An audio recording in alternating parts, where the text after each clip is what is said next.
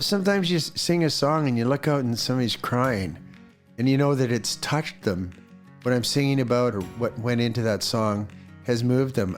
I think that's the ultimate reward or praise you can get for sitting there in the quiet of your own room or house or driving your wife crazy by going over and over the same in one phrase, trying to get it right.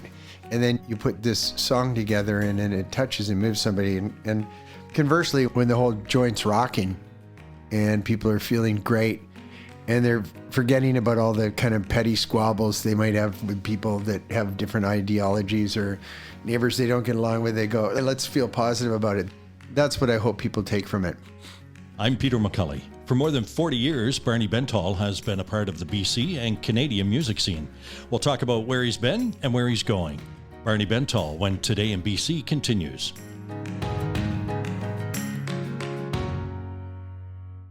Hey, it's the Moj, Bob Marjanovic. Join me on the Mojon Sports Podcast on Black Press Media at todayinbc.com. Listen into conversations with well-known athletes and celebrities as we look behind the scenes at these successful people. Listen in to the Mojon Sports Podcast on todayinbc.com. You'll also find the Moj on Sports Podcast on iTunes, Spotify, Amazon, iHeart, YouTube, and Google Podcasts, as well as mojonsports.com. Barney, thanks for joining us today. You're welcome, Peter. It's great to be here.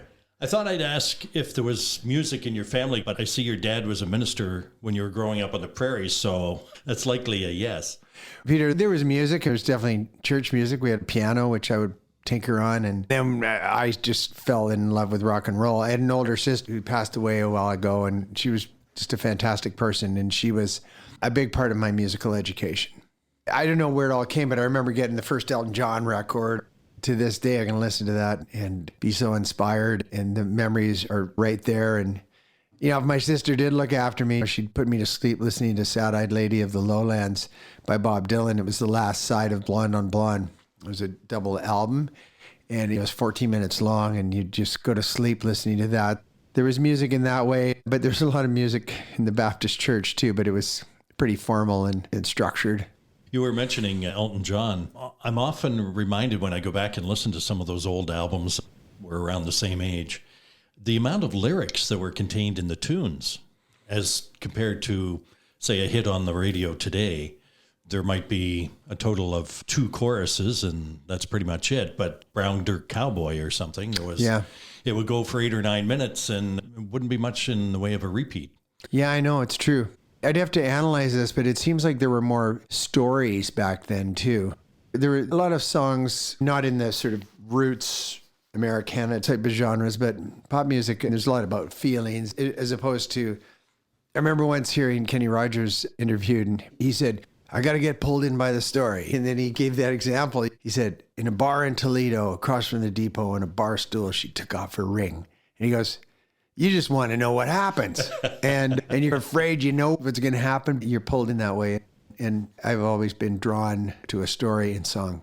Your music has been described as a blend of country and folk and rock. And how would you describe your sound? Well, I listen to enough opera and classical music. I'm surprised it doesn't come in there, but I'm just not skilled enough. Or this bluegrass project we're doing, High Bar Gang. To me, it's all kind of filters in, but my palette, so to speak, that I can access to paint my musical pictures is limited because I'm a rock and roller from way back when and not a virtuoso by any stretch. So yeah, those are the influences there. Folk's always been a big one. Before we talk about Barney Bentall and the Legendary Hearts, tell me about some guy named Brandon Wolfe. There's a singer from a band. His name is Brandon Wolfe. And I thought, God, I got to look this up.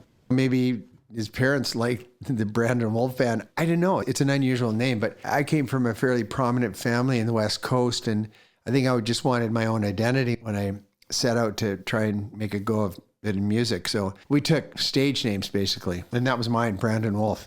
It's got a great ring to it, arguably better than Barney, but Barney was my name. And then so at a certain point I went, screw it. This is who I am, so let's fully face that and go from there.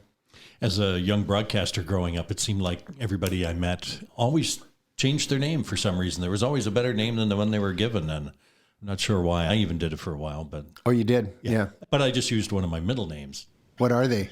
Peter Hilton Stewart. Oh, wow. McCully. It's very regal. Well, I'm from the East, so everybody gets 4 names, and they're all the family names and whatever. Mine was Barnard Franklin Bentall, and it's all nautical. It was his passion. But I think Franklin might have come from the Franklin expedition. I haven't thought about that. I've been able to go through we won't go into depth, but one thing I do is I go as a staff member on Adventure Canada trips to the far north. So I've gone through the Northwest Passage 4 times and gone over the Franklin ships. And I thought, yeah, that's where that name came from. It also was a family name, and Barnard was a great uncle that was a sailor that died at sea. We have something in common. My grandfather, who was a sea captain on the East Coast, he died at sea at just 36. Really? Yeah. Wow. Maybe there's a song there somewhere. There might be. We'll work on it after this. Yes. Tell me about Barney Bentall and the Legendary Hearts. You produced 6 albums, very popular band. Well, we had a really good run, and we're still all great friends, and we still play every now and again. It's funny, it was a 15-year span where we were really busy, and it seems like a huge part of my life. And then now I look back to this High Bar Gang, I think we're 13 years into that. It's remarkable, but that much time has gone by. When I look back to the Legendary Hearts, that era, it was just such a massive part of my life. And we had a good degree of success, and, I just learned so much from it. But they're all just dear friends to me. After Barney Bentall and the Legendary Hearts and your 6 albums in the late 90s, you went all Ian Tyson on us. Started a cattle ranch and the Cariboo. And did that life have any direct influence on your writing or musical styles? Yeah, it definitely had an influence. And I should clarify that I didn't start the cattle ranch. We jumped into one that goes back probably to the late 1800s, which we bought with 2 other partners, and learned a lot about life. And the reason that happened, you wonder why life takes the direction that it does. But in our case, we'd had such great luck at the label, and it was a personality conflict that was nothing to do with us. But in a place where we had felt such a great home, we all of a sudden that wasn't there. I was a bit burnt out, and I was a bit disillusioned. And, all through this, my wife and I have been raising 4 kids. I'd been off touring a lot, and so much of the workload fell to her. But I think it was just like, okay, you got one life to live. Let's see what other adventures we can do. And I was never intending to give up music, but I thought, oh, wouldn't it be great to be a cowboy? That's another cool thing. And so we got to work in cattle ranch, and it just ended up taking up so much of our time. But such a interesting, rewarding experience. I think I'd like to write about that or incorporate it in things that I do. There's certainly lots of songs where, to address your question, were influenced from that time. Ballad of Old Tom Jones, Ballad of Johnny Hook. Just Back Up on the Horse. Wrote that after I got bucked off and broke a few ribs. I didn't set out to say, I'm going to sing songs like Ian Tyson. This is not my style. But yeah, some of the stories would come into the songs. And then we were a full rock and roll band, and I guess I gravitated, and I still love to do that, by the way. It went a bit more folky, I'd say, than country.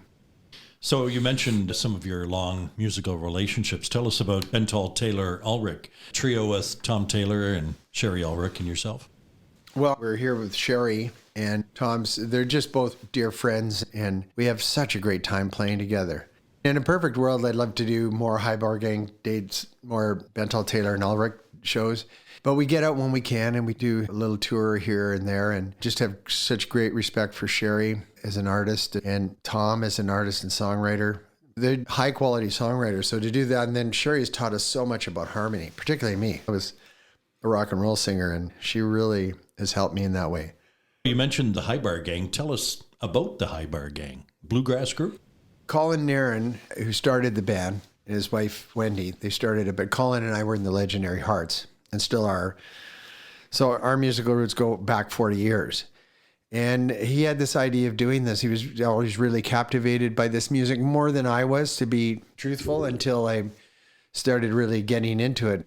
They just said, let's get a group of people together and form this bluegrass band. And I think the thing I liked about it, it took a lot to get grounded with it. And I still feel like I'm the first one to confess I'm an amateur at it. Having said that, we've been nominated for 2 Junos, and we've made some great records, 2 great records, and we're going to make a 3rd. You know, some of the music is complex because of where it comes from, and there's some of the things are questionable in terms of some of their attitudes. I think there was certainly racist elements. But, you know, if you look at the melodies and you look at it as stories and try and honor this music, and hell, to go down that trail, music is tough. Like, sometimes you have to just separate the music from the personalities and the people that are making it. It's always a tough thing. It's been a great adventure, and I love when we get on play. It kind of scares me. Sometimes I feel like I just can't play fast enough. Here's a musical question about bluegrass and folk and some of the trios and now the group that you've been playing with. As a member of the Legendary Hearts, you're a rock and roll guy. At the heart of those bands is a set of drums. And now you're playing in a band that has no percussion. Yeah. Is that strange? No, because I love playing with a good drummer, and it makes your job easier. But a lot of what I do a lot of solo shows. I do a lot of duo shows. Bentall, Taylor, Ulrich, there's three of us, no drums. High Bar Gang, no drums. And because I'm a right-handed guitar player, I just say it really improves your right hand. That rhythm has to come from everybody feeling each other, not slowing down, getting the backbeat there, the bass driving it. You can't just coast and let the drummer keep that beat. So definitely has its own rhythms, but it's challenging. If you're playing a solo shows, which I love, I like to keep reasonably in time. I have my pride in that way. But also, if you felt like you wanted to slow something down or push it or whatever, you're the only person up there, so it can go and it can feel quite natural. Yeah, Paul McCartney said the rhythms in the guitars. And he would know. Yeah, he would know. Your hit single, Something to Live For, reached number 1 on the charts in 1992. Can you talk about the inspiration behind that song? Back then, we just wrote a lot. And the lyrics were written by my good friend, Gary Fraser, who's now a very successful lawyer. But back then, it wasn't until the record Gin Palace that I started writing lyrics. Before that, he would write the lyrics, and that was just a song he brought in about some person. It almost seems as appropriate today, except the making $4 an hour. But somebody living at home and just trying to find their way and making their way in the world. The funny thing for me is it was maybe a little bit tongue-in-cheek lyrically, but that's not the way it came out and was perceived. I always hear people say, or when the audience is singing it, got something to live for. They feel that it's an inspiring emotion that comes out. How does that feel when you're on stage and people are singing back lyrics as you're singing them? That must be a pretty proud feeling. Oh, I love it. That's what you live for. That's something to live for, to quote myself. I think it's fair to say that your music often features social and political commentary. Do you approach writing those songs differently? Ones that have that kind of commentary? Songs with a message. It's so hard to describe, and by describing, therefore, demystify the songwriting process. I don't tend to go, I'm going to write a song about this social justice issue. Here's the case, my record, Flesh and Bones, a song called Annabelle. And it's about a guy that is from a wealthy family, and he decides to go live in the downtown east side because it's almost experiential. And he meets this woman who has a damaged past. You don't know where she came from. The overriding idea behind that song is that sometimes people can be very critical about people that are living in a tent city or struggling with addiction or living on the street. They should just get their shit together and get themselves out of it. But, you know, the people that do a lot of work with those people say everybody's got a story. And so I wanted to just give a version of everybody's got a story down there. A lot of them are not very pretty stories. I found the best way to do that, and I didn't want it to be preachy in any way. I just wanted to represent that and put it in story form, a way to make a point that everybody has a story. When Today in BC continues, Barney Bentall talks about giving back to the community. Why spend hours searching dealerships, comparing makes and models? Find the best of BC's inventory in one place, todaysdrive.com. You'll have access to inventory across BC, where you can easily find a vehicle that fits your needs and gets you where you need to go in comfort. Get in the driver's seat. Don't miss out on the many options we have available for you.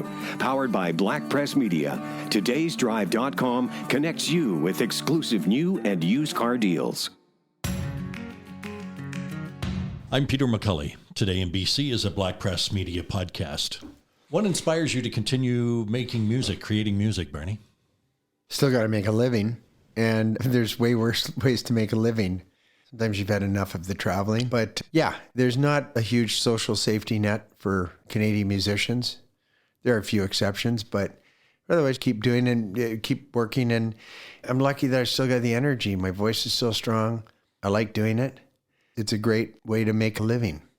What do you hope listeners take away from your music? Sometimes you sing a song and you look out and somebody's crying and you know that it's touched them. What I'm singing about or what went into that song has moved them. I think that's the ultimate reward or praise you can get for sitting there in the quiet of your own room or house or driving your wife crazy by going over and over with the same in one phrase, trying to get it right. And then you put this song together and it touches and moves somebody. And conversely, when the whole joint's rocking and people are feeling great and they're forgetting about all the kind of petty squabbles they might have with people that have different ideologies or neighbors they don't get along with, they go, let's feel positive about it. That's what I hope people take from it. The whole range of emotions, I guess, is what I'm saying. Except anger, you know. I like them to be emotionally rich responses and joy and happiness. How does it make you feel to be able to make music with your son, Dustin? Fantastic. I think he's a killer songwriter. He just did 4 shows before Christmas, opening for Blue Rodeo, and it's so much fun. The best part, and this will drive Blue Rodeo fans crazy, is Dustin can spin off songs left, right, and center, and it was a small ensemble with his band, the Blue Wranglers, his partner Jamie Lynn, and his mandolin player. After the shows would end, we would play. After the Blue Rodeo finished the show, we'd play till 1 o'clock in the morning, doing guitar pull and swapping songs. Dust has a great ability to do that, and I think he writes wonderful songs. It's a real honor to play with him. And we've written a few together, which is great. Your music has certainly evolved over the years, as you mentioned. It would seem to me that a lot of folks have been on this journey with you, which says a lot about it in itself. Yeah, it always feels good. Last night I was in a theater watching Bruce Cockburn, and before the show started, it was really nice. I was there with Leroy Stagger, it's a good friend, and people just kept coming up and talking about shows they'd seen. And I think I used to get more kind of embarrassed or self-conscious or shy in those moments. For me, last night, it was just like, how wonderful, and just spend a bit of time talking to the people. And so I hope they come along with the journey, and you might be in the grocery store and somebody comes up and they talk about a song that really meant something to them. Again, they feel like it's a very privileged position to be in. When everything was shut down during the pandemic, were you able to find a workaround for not being out on the road and still be creative in the music business? I think you said you had a whole list of things to do around your house. I got a lot of stuff done because, idle hands are the devil's workshop or whatever it says. I did a lot of stuff that needed doing at the ranch. It's never going to be fully done. And I put out 2 records, Cosmic Dreamer and the instrumental record with Jeffrey Kelly from Spirit of the West, Ranch Raiders, both of which are nominated for Canadian Folk Music Awards, which is very exciting. When you take traveling and touring out of the equation and you didn't feel like you had to keep that hustle going all the time, I was surprised how much time I had. And within that, you do some virtual shows, you do unique things like go play some theater space for 5 nights and 50 people would come a night and be masked up. And we found ways to get around it. Your humanitarian efforts are well known, such as the Hidden Homeless Project and the Building for the Future campaign, through the annual Barney Bentall and the Grand Cariboo Opry charity concert, which is a mouthful. They're widely recognized. Can you tell us more about your involvement in giving back to the community? I think my parents were really inspirational in that way. They gave back so much to the community, and they really had a social awareness.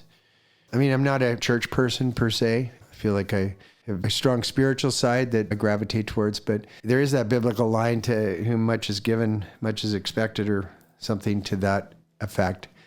I think it's good for the soul to give back and try and make the world a better place. Seems like there's a lot of forces at play that are trying to rent the world asunder. Maybe in some level they're saying, oh, we want to make it better by ripping it all apart. But I think there's so much need out there. So if you can support something and help out, and you've got a voice that comes with the territory. In the case of the Cariboo Express, it's so damned entertaining for us to do. Everybody loves it so much.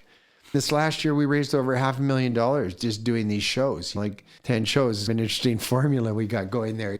Charity gets involved, they promote the show, and then they go out and get song sponsors. So it could be a law firm, a dentist, or an investment firm. And my co-host Matt Masters and I, we just write our monologues about some lawyer. Matt is so funny. And sometimes I hit the marks. I'm not a born comedian, but people don't even mind, say, at the law firm or the investment firm, that they're getting kind of, it's tongue in cheek. And then here they've given $1,000 or $1,500 to the charity. And so that was my idea 15, 16 years ago. In a blink of an eye, it's going to be the 20th year.